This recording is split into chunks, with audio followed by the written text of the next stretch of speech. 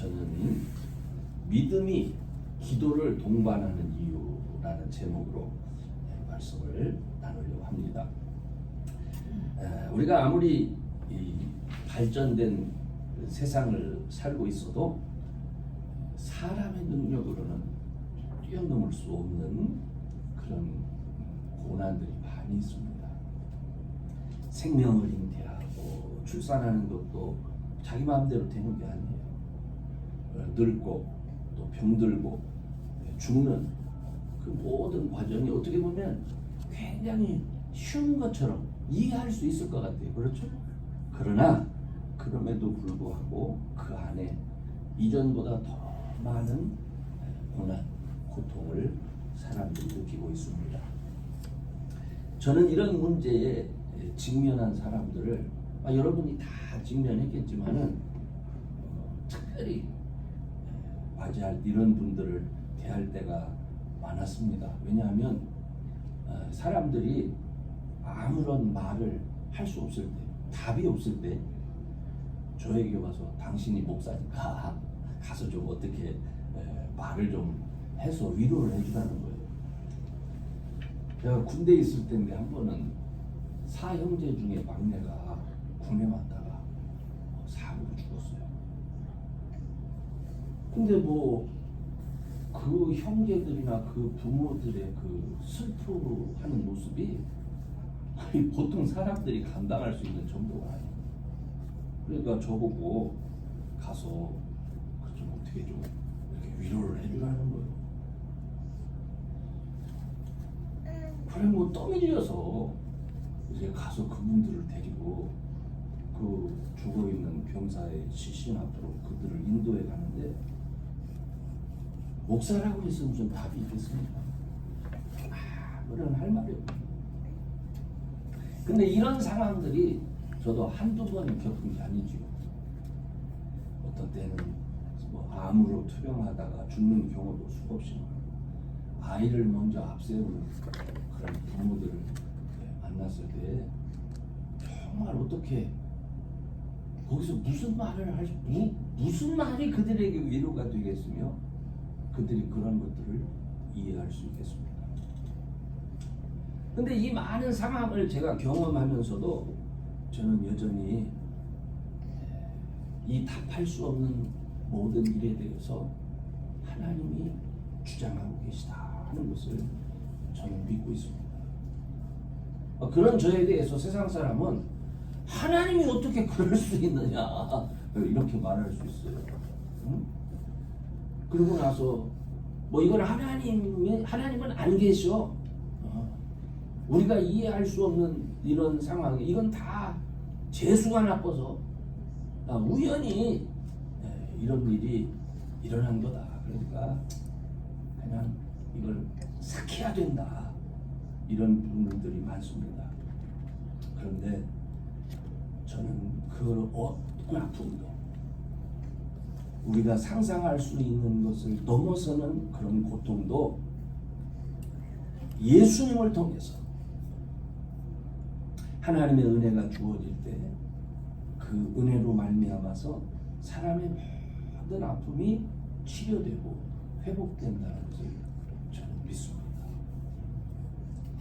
사실 여러분 본래 하나님께서 창조하신 그러한 세상 또 하나님께서 처음에 아담과 이브를 만들었을 때 장애가 있도록 만들지 않았어요. 질병이 있도록 만들지 않았습니다. 거기에는 죽음도 없었습니다. 그렇죠? 하나님과의 관계가 끊어지고 하나님을 부정하는 것, 이건 결코 하나님 뜻이 아니었습니다. 에덴 동산에서 선악과 사건이 이렇게 설명하듯이 이 고난이라고 하는 것은 사단에게 사람이 미혹되었기 때문에 하나님이 주신 말씀에 불순종했기 때문에 찾아옵니다. 그 불순종의 결과 때문에 사람들에게 고통이 찾아오고 질병이 찾아오고 죽음의 문제가 생기게 된 겁니다. 그렇기 때문에 우리가 이 세상에서 당하는 그 문제 앞에서 다시금 우리들이 잃어버린 하나님을 찾고 돌아올 때에 그 문제들이 해결될 수 있는 겁니다. 물론 그 해결의 방법이 내가 생각하는 대로 되는 건 아니에요. 왜냐하면 내 생각은 여전히 죄와 연관되어 있습니다. 그러나 우리가 하나님 앞에 돌아올 때 우리가 기대하는 것 이상으로 하나님께서 회복시켜 주시고 치유해 주시는 겁니다. 그래서 과거의 모든 아픔을 잊어버릴 수 있도록 축복해 주시는 분이 우리 하나님이십니다. 사실 고난이라고 하는 문제가 단순한 문제가 아니에요. 죄와 불순종으로 시작됐다. 이걸 말로는 이해가 돼요. 그런데 그렇다 할지라도 구원하시는 하나님이 우리 믿는 하나님의 자녀에게 이해할 수 없는 고통을 준다면 이건 말이 안 되지 않습니까? 사랑을 말하고 구원을 말하는데 어떻게 그런 일이 있을 수가 있습니까? 그 사람은 그렇게 얘기를 해요. 그런데 놀라운 것은 제가 이 고난을 묵상하면서 사람만 고난당하는 게 아니에요. 하나님도 함께 고난당하고 계시는구나. 여러분 이 말이 됩니까? 사람이 고난을 당할 때 우리가 섬기는 그 하나님도 그 자리에 우리와 함께 고난당하고 계시다는 사실입니다. 애굽에서 노예 생활을 하는 그 이스라엘 백성을 이렇게 일단 구원을 시키잖아요. 애굽에서 끌어내시잖아요. 그 다음에 하나님이 이스라엘 백성을 광야로 인도하시더니만 하나님이 내려오셔서 모세에게 여기 회막을 쳐라. 나도 여기에 있겠다. 이게 무슨 말입니까? 하나님이 하늘에서 내려오셔서 고난받고 훈련받는 하나님의 백성으로 훈련받는 그들 중에 함께 거하겠다. 그래서 이스라엘 백성들이 그 광야 생활을 하는데 구름 기둥과 불 기둥의 사인으로, 그죠? 하나님이 우리와 함께 하신다는 것을 보여주셨습니다. 그리고 함께 하시면서 그 노예 생활에 찌든 사람들의 때를 벗기기 시작하는 거예요. 그들에게 하나님의 백성으로서의 룰을 가르쳐줘요. 하나님의 백성의 품위를 좀, 믿음의 품위를 좀 가질 수 있도록, 거룩한 백성이 될 수 있도록 하나님이 훈련을 시켜 가시는 겁니다. 근데 이게 얼마나 어려운지 몰라요. 그러니까 그 백성들이 하나님 앞에 원망하고 불평하고, 그래서 이 하나님이 그들 속에서 마치 인간처럼 진노하고 화내시고 벌 주시고, 차원이 좀 달라야 되잖아요, 하나님이. 근데 그 하나님이 그 백성을 사랑하셔서 구원해야 되기 때문에 그 백성들 속에서 마치 사람처럼, 제가 이 모습을 이렇게 묵상하면서 하나님이 이러실 필요가 있었을까? 그죠? 그런 생각이 들어요. 그러니까 사람이 당하는 고통이요, 결코 하나님의 즐거움일 수가 없어요. 하나님과 상관없는 게 아니란 말입니다. 다시 말해서 하나님의 자녀들이 당하는 고통에는 하나님의 뜻과 하나님의 계획이 담겨져 있다는 겁니다. 일반적으로 많은 분들은 사고나 질병 같은 어떤 일을 경험하면 그건 네 죄 때문에 그래, 그러죠. 너 죄 받았어. 이런 얘기를 우리가 어릴 때부터 많이 합니다. 그런데 성경은요, 믿는 자들에게 찾아온 고난은 하나님께서 그 자녀를 훈련시키려는 목적이 있다는 것을 분명히 합니다. 그래서 오늘 제가 주보 한 편에다 써놨는데, 히브리서 12장 6절에 보면은 주께서 그 사랑하는 자들을 징계하시고 또 그의 받으시는 아들마다 채찍질 하시느니라, 이렇게 써 있어요. 그러니까 또 11절에는 무릇 징계가 당시에는 즐거워 보이지 않지만 그러나 그 연단한 자에게 의의 평강한 열매를 맺는다. 이렇게 말씀하고 있습니다. 또 시편 119편에는요 다윗이 이런 고백을 하게 됩니다. 고난당한 것이 나한테 오히려 유익했다. 왜냐하면은 내가 그 고난으로 인해서 주의 율례를 배우게 됐습니다. 이렇게 고백을 합니다. 그리고 성경에서 여러분 욥기를 한번 읽어보셨습니까?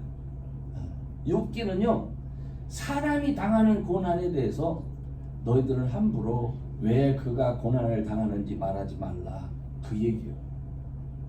그 하나님의 계획이 있는 거예요. 그래서 사람이 당하는 고난에 대해서 사람들이 제3자가 제 마음대로 해석하지 못하도록 한 게 그게 욥기요. 그러므로 성도의 고난은 그게 죄의 결과가 됐던 하나님의 뜻을 위한 훈련이 되었던 간에 하나님은 그의 자녀들이 그 고난을 통해서 때로는 그 고통을 통해서 복된 길로 오히려 돌아오기를 원하시는 겁니다. 그래서 자신들의 삶을 축복하시는 하나님의 도우심을 경험해봐라 그 말이에요. 하나님의 능력을 기대하면서 순종하는 자녀들이 돼야 된다 너는. 그래서 하나님이 고난을 주신 거예요. 그리고 생각해보니까 하나님이 예수님을 왜 보내주신 것입니까? 하나님이 예수님을 우리에게 보내주신 것도 고난과 상관이 있어요. 그 아들을 죽게 하신 것, 여러분 이게 하나님이 자기의 정말 자기죠. 자기. 우리가 성부 성자 성령을 삼위일체라고 하잖아요. 당신을 죽게 한다니까요. 이건 하나님의 아픔이에요. 근데 이를 통해서 하나님이 목적하시는 게 뭡니까? 죄인들을 하나님께로 돌아오게 하려는 거예요. 그러니까 십자가에서 흘리신 예수님의 피와 죽음은 모든 인간의 죄를 정결케 하기 위한 속죄물이고, 고난의 문제 앞에서 사람들로 하여금 그 고난의 문제를 해결할 수 있는 길이 되어버린 거예요. 예수님께서. 그래서 하나님 앞에 나아가 그 고난 당하는 사람이 기도할 수 있는 자격을 주시기 위해서 예수님을 십자가에 못 박혀 죽게 하신 겁니다. 그러므로 여러분, 예수님을 믿는다는 것이 사람들에게 얼마나 엄청난 위력을 발휘하는지 저와 여러분 알아야 돼요. 예수님을 믿는다는 것이, 또 예수의 이름을 의지한다는 것이, 예수의 이름을 대면서 하나님 앞에 나아갈 수 있다라고 하는 것이요, 이게 엄청난 겁니다. 아무나 하나님 찾으면 하나님이 만나주십니까? 이 세상에 많은 사람들이 있습니다. 이 세상에 많은 사람들이 고난이 있습니다. 고통을 당합니다. 믿는 사람이나 안 믿는 사람이나 똑같습니다. 그런데 똑같다고 해서 아무나 하나님 앞에 나가서 아무나 하나님 앞에 구할 수 있느냐고? 안 그렇습니다. 오직 믿는 사람만이 예수의 이름을 의지해서 하나님 앞에 나아가 자기의 고난의 문제를 말할 수 있는 거예요. 이건 특권입니다. 그런데 사람들이 이걸 몰라요. 그러므로 예수님을 우리가 믿는 이유가 분명해지죠. 하나님을 찾을 수 있는 분명한 이유, 뭐 때문에 그렇겠습니까?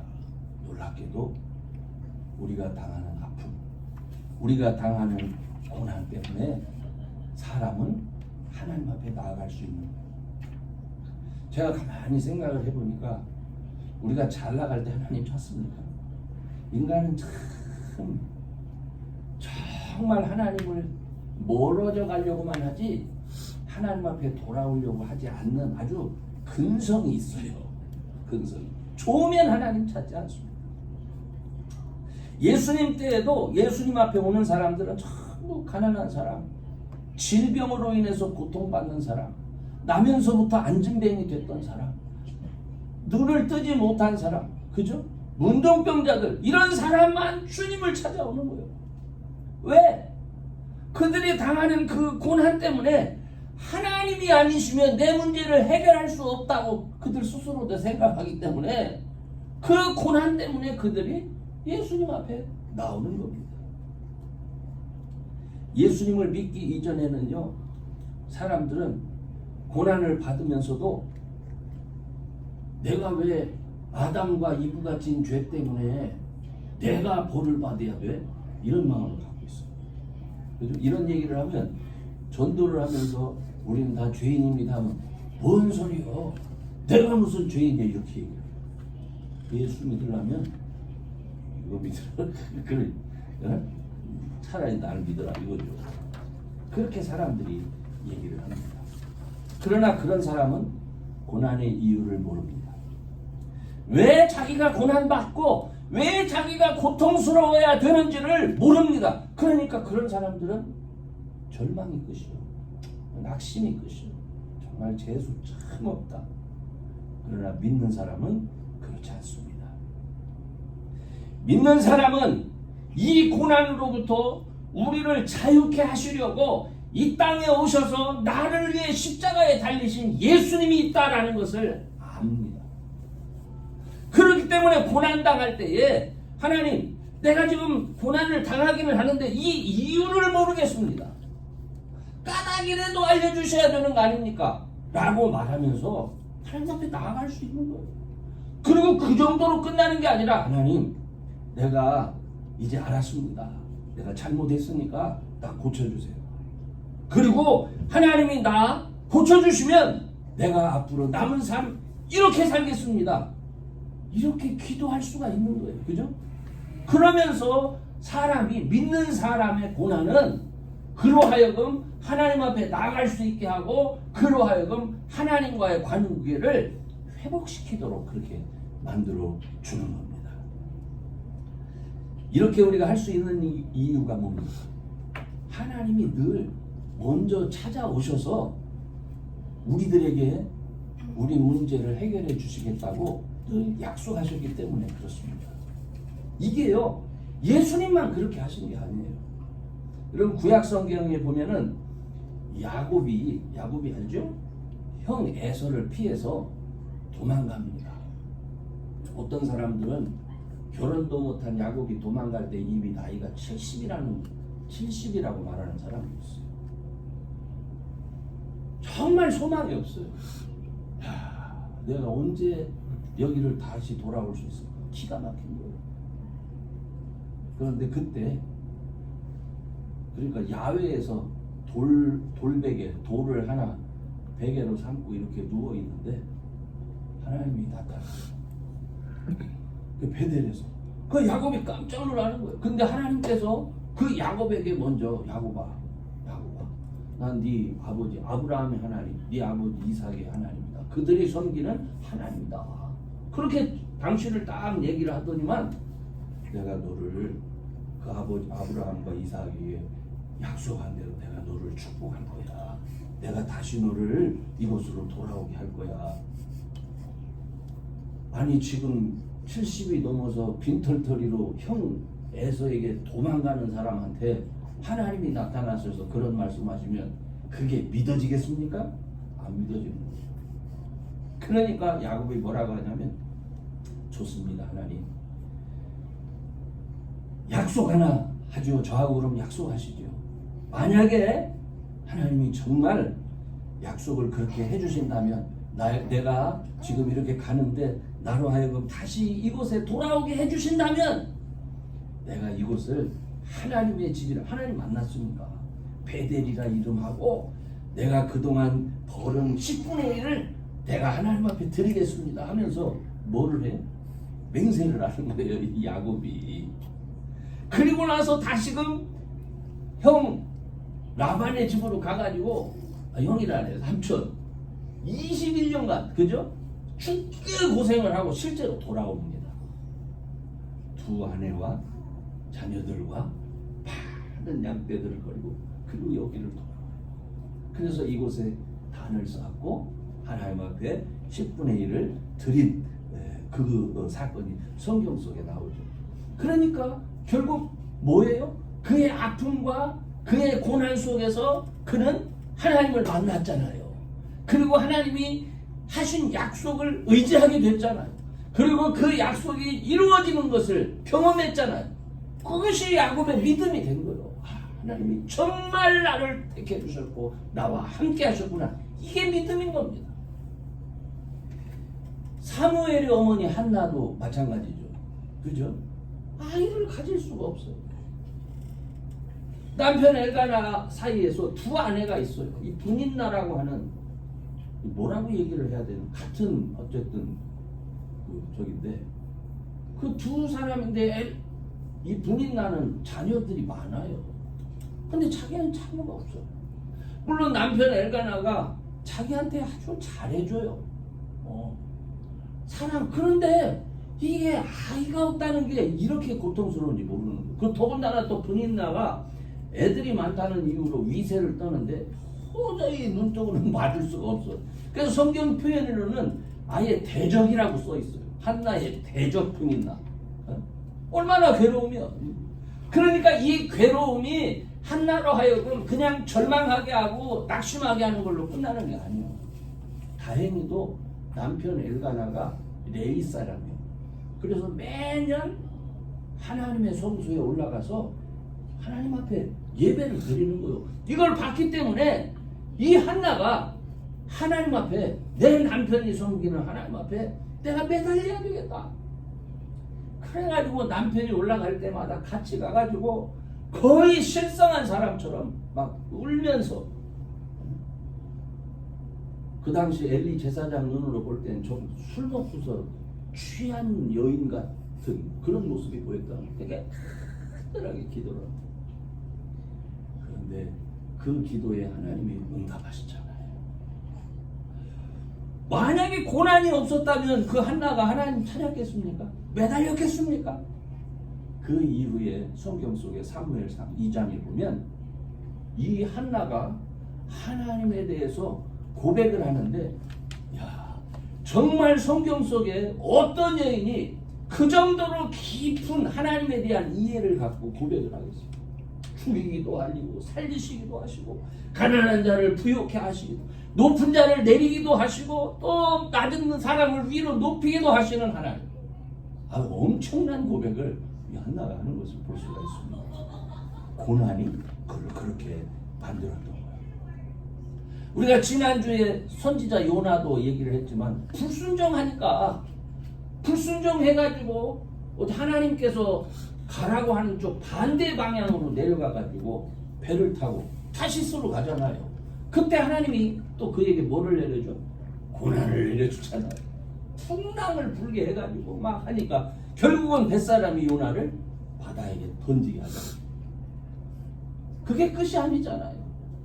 그 백성을 구원하시기를 원하시는 하나님은 그 요나를 위해서 이미 큰 물고기를 준비하셨다가 삼키게 하죠. 며칠 동안 있었다고요?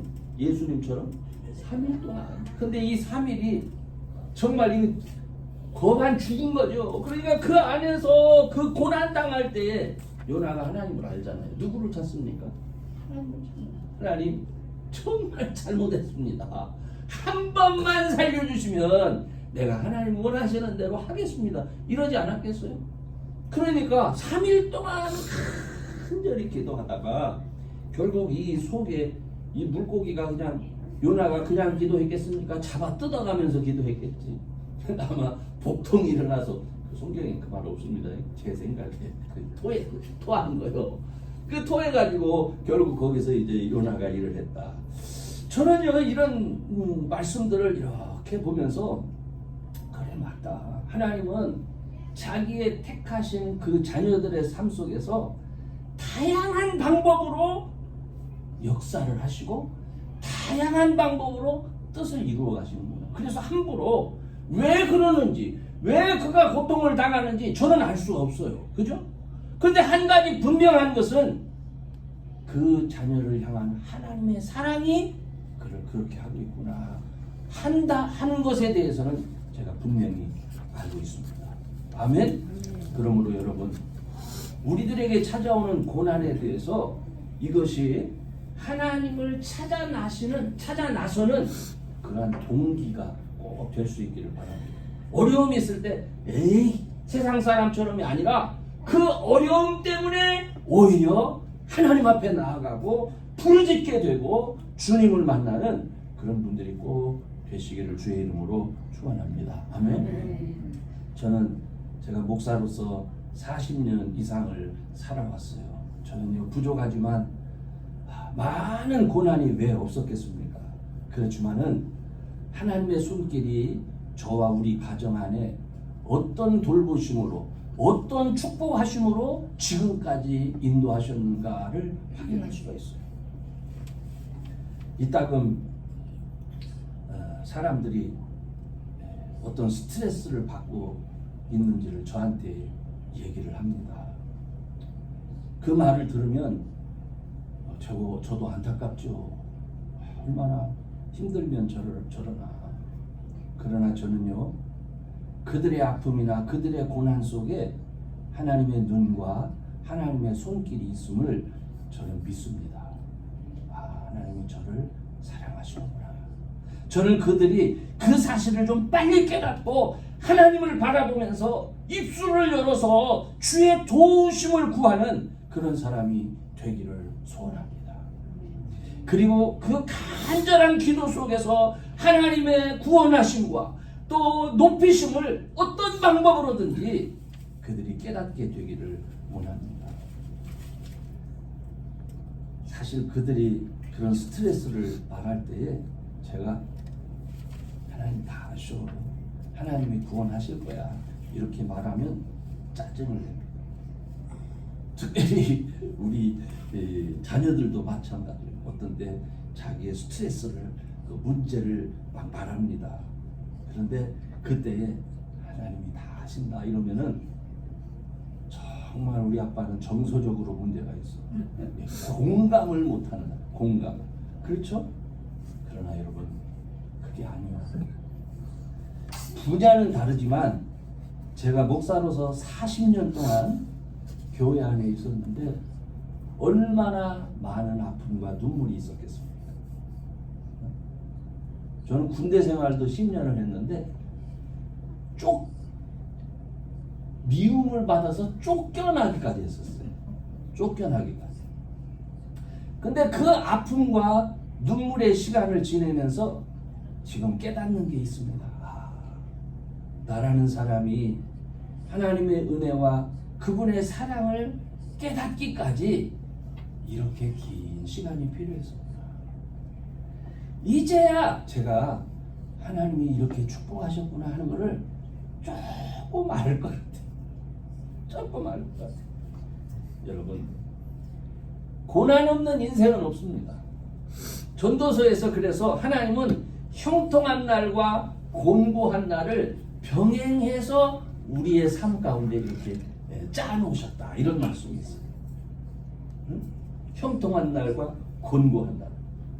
그러므로 여러분, 예수님이 비유로 드신 한 도시의 과부처럼 세상의 불의한 재판관도 자신을 번거롭게 하는 이 과부의 소원을 들어주는데 너희들 하물며 밤낮 부르짖는 그 택하신 자들의 고난, 그 택하신 자들의 원한을 하나님 풀어주지 않겠느냐.